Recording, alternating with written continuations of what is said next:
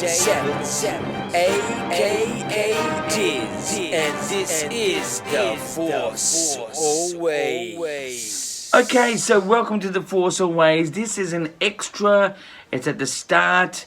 The regular episode of The Force Always will start in moments, but I thought I'd do a review for Mulan that's gone straight to Disney Plus. It was meant to be in the cinemas, but it is now an event that you can sort of have extra on Disney Plus. Mulan, it's a live action version of the cartoon, I think it was. My review for it is 7 out of 10. I thought it was good. I think some of the dialogue was a little bit stale. It was okay. The story idea, I love the story idea. But I just think at the beginning, the setup of the story was not strong enough for the character. I love the acting was good enough.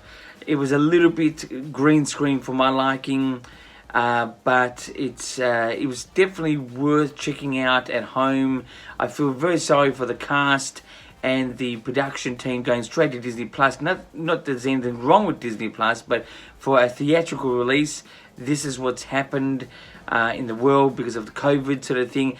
Now, I've got a special guest, my wife, who is Chinese, can you believe, is going to review the film as well. Now, here is my Mulan.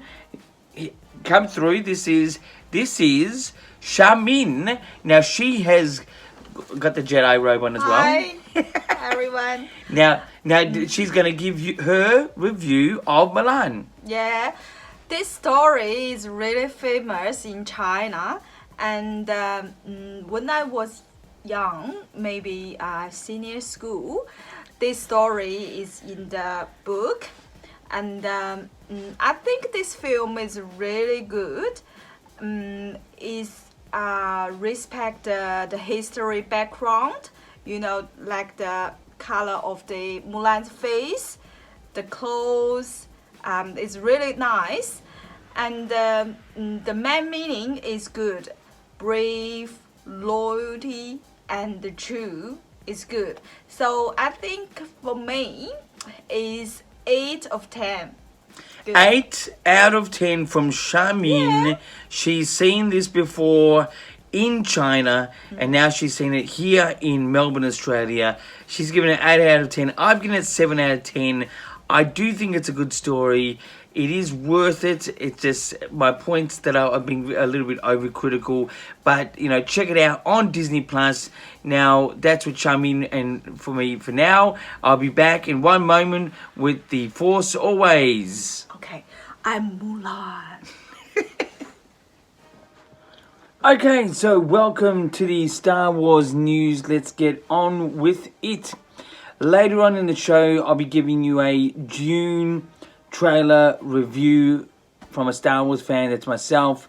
Later on in the show, in the review section of this particular episode. So, that's later on in the show. And just to let you know, a June trailer has dropped. And why am I doing a June trailer reviews? Because it is sci-fi, which Star Wars technically is not, but it sort of is and sort of isn't, and whatever you like. But I thought I'd just review it anyway, see from a Star Wars perspective. Anyway, to more news. Mandalorian on Entertainment Magazine has graced the cover. There's 2 covers, one with the Baby Yoda, as we know it is so far, and one with Mandalorian. I thought personally the one with the pure Baby Yoda looked like a bit of a toy, a bit too much of a toy, an actual toy. But yeah, you can check out all the pictures.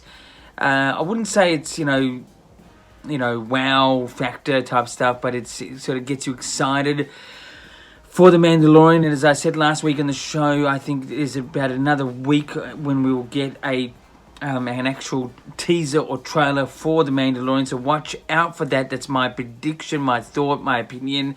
Nothing official, just what I thought. Anyway, let's get on with more news. In Australian supermarkets, Melbourne, to be pinpoint, which is still in lockdown. Just to let you know, we are in extreme lockdown here. I don't have the mask on right now. You don't need to wear the mask inside, as I'm inside right now, but it's still extreme lockdown here. We are undergoing some cases. But anyway, in the supermarkets, I've noticed some Mandalorian cardboard cutout shelving, advertising, just basic mugs and beer holders and things like that. You can check out. This is it, as you can see, and that's in a supermarket down here, down under, or if you're here in Australia. Anyway, so that's around, and pretty much that is the news. Sorry, one more piece of information, bit of news. Daisy Ridley, being interviewed by Josh, her good friend, on one of the talk shows in America, has given away that there was no real idea for Star Wars in the beginning, especially with a character, all the way to episode 9. A lot of fans are going crazy about this, and the non-fans, well, they're just, it's Star Wars. To me, I think the whole thing is seriously blown out of proportion. Star Wars is what it is. Just accept the story for what it is. You don't have to love it. You don't have to like it in a point of, being obsessed about it, but it is what it is. I mean, seriously, back in the day, in my opinion, one of the inspirations, George Lucas really did write part of it on the go.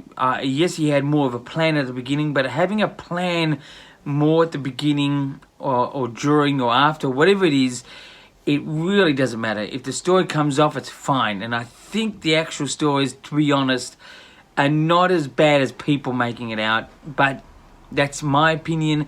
Everyone has their point of view. I respect if you don't like it, if you do like it. But Daisy Ridley, who played Rey Skywalker, as we sort of got to know, there's a bit of a spoiler there, has come out and said there was, pretty much no idea for her character in the beginning all the way through the episode 9 in the Disney or sequel trilogy, whatever you want to call it. Anyway, that's making news this week on the Star Wars front. Let's get into views. And speaking of Rey, views is actually about my story ideas that I have for Star Wars stories in itself.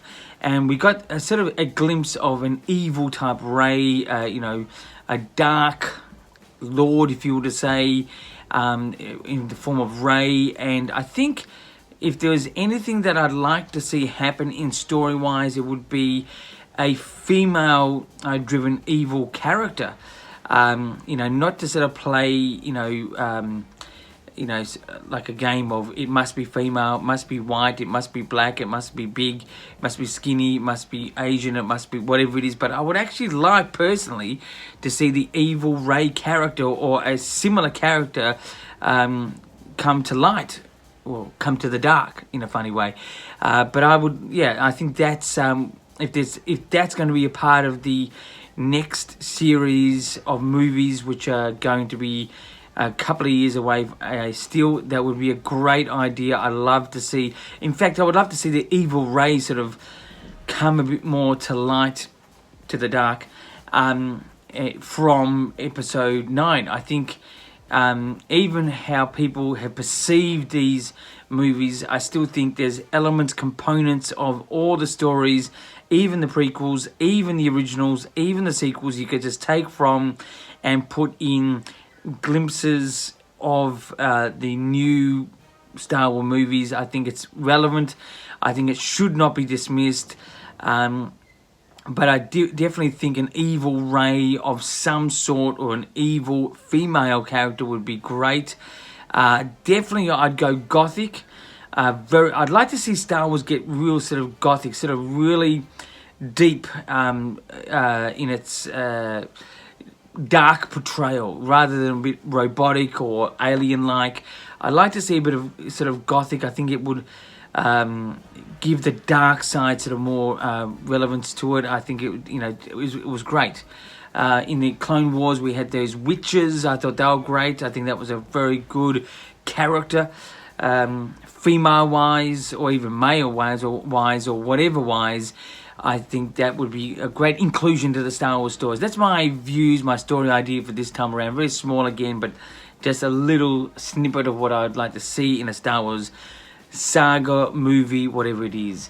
Anyway, let's get into reviews. Reviews this time around is going to be of the June teaser, trailer, whatever you want to call it.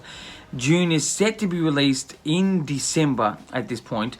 It could be next year. It just depends on how the world, keeps up with its quarantine, or just trying to get a vaccine for this COVID-19 thing. But look, June, straight off the bat, the teaser trailer, I give it a 7.9 out of 10. I wasn't overjoyed. I thought if coming as a Star Wars fan, I just can see commercial moviegoers especially comparing this to It's Better Than Star Wars.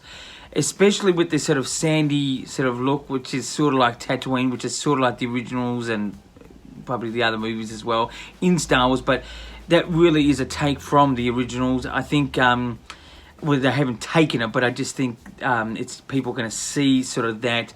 It's a sci-fi. I think Oscar Isaac in this film, even with a beard, is a bit jarring. It's a bit too close to the look of the Star Wars thing. I would have just covered up his face a bit more in something, maybe a bit more hair or something that will just give him a different look, because I just think people are going to really compare it, that especially with the Star Wars series, the sequel trilogy, Disney trilogy, whatever you like to say. And also the actual trailer starts off with, talking about an awakening, and that really was the beginning of Force Awakens in its trailer to the campaign. And I just think there's some, very big parallels with the Star Wars thing, and I just think, Star Wars fans are going to be inundated by the commercialized people out there who are not hardcore Star Wars fans and just think, oh, this is a better version of Star Wars, or this is how they should have done it, or whatever it is.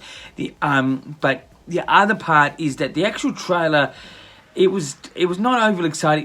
It was good, but it was not overly exciting. I was just not like overly impressed. I thought it's a trailer. I was much more impressed with the Batman trailer. But anyway, the other part is that it really didn't convey anything that was in space. It looked like it was in a desert. So I think this here, whether that's a deliberate part of the marketing, I don't know. But I just thought it was a little bit jarring in that way, where you didn't know if it was from space. But the other thing I've got to add, I remember this movie as a kid. And actually, I know this is going to sound strange, I love The Empire Strikes Back, but as a kid, it was a very dull experience for a kid to go through. It was too long. It was a bit not as fun and exciting as Return of the Jedi and Star Wars, A New Hope itself. But I did find the original Dune very hard to watch. It was dry, it was very stretched out, and I'm just thinking if they sort of go that same route, it's just going to be not really a great beginning to a possible exciting. It doesn't have to have all these bangs and crashes and stuff like this, but just sort of the pacing needs to be adjusted, in my opinion, if for me to enjoy this film. I did like some aspects to this. I remember as a kid seeing that in his suit there was some sort of water in his suit, and that's how he survived going through the desert. I do remember those big worm things. Again, 7.9 out of 10. It was good, not great, but I'm interested to see it, and I definitely will see this, but I'm not overly excited yet. But anyway, that's the review for this time. Let's get into interviews. Interviews is 2 questions we'll ask myself for you guys out there. First question is, what do you do with this Star Wars fan hate? Because every time something gets released, I'm finding the hate really outweighs the love of Star Wars. All I'll say is that the internet of sorts has a way of really making you feel Star Wars is really low. All I can tell you is that when you're at Star Wars Celebration, as badly organized as that event can be, in part, that aside, is the fans make it great. And in fact, you don't feel that hate at all. You find a lot more people liking more things about Star Wars that a lot of people apparently hate, but they actually like or love. So what do you do with this Star Wars fan hate? Just know that the internet, for some reason, is just really pushing the hate factor through some people perception, but it's not as bad as you get it when you're amongst the hardcore Star Wars fans, especially at somewhere like Celebration, wherever it is, Chicago, Orlando. I found the same sort of feeling. Anyway, that's what you do. That's the first question. The second question, what do you do with the fan love, the Star Wars fan lovers? Well, for me, every time I hear that people didn't like The Last Jedi especially, and even The Rise of Skywalker, I'm to be honest, I'm baffled. I sort of get their arguments, but I just love Star Wars for what it is. Like, I just see it for the same reason I saw it in the beginning, way back many decades ago, especially the excitement from when the excitement began, which was, I think, about 97, 98, 96, when the special editions of the originals came out. That excitement was just up there. I mean, it continued with the prequels. I will admit that the excitement leading into The Rise of Skywalker partly had diminished, and at this point, I feel a bit even more diminished at this point. But not because of Rise of Skywalker being bad. I actually enjoyed it. As I said with my friend back when I saw the premiere, we both gave it 8 out of 10. I think it was good, but there is a level of less excitement at the moment until we sort of get something that's a bit concrete in what's coming out. The excitement is a bit low, but what do you do with your Star Wars fan love? You just don't listen to the hype that is out there. I think it's still great. It's still fun. It's still epic, good versus bad. You know, it's the psychology of Star Wars is definitely something to remember. The religious aspect in this life, I think, is still there. It's great. But you know, we all can say that we can create a better Star Wars, and yes, we can. But anyway, what do you do with the Star Wars love? Just keep loving it. That's if you want to keep loving it. But anyway, so that's my second question, the answer to that. Anyway, this Star Wars show is on weekly. It's for the Star Wars news, views, reviews, interviews, anything. If you have a question for myself, just send it through by YouTube, which is this, or the Instagram, or even my Twitter, and ask a question, whatever you like. I'll just answer it. And until next week, my friends, keep rocking.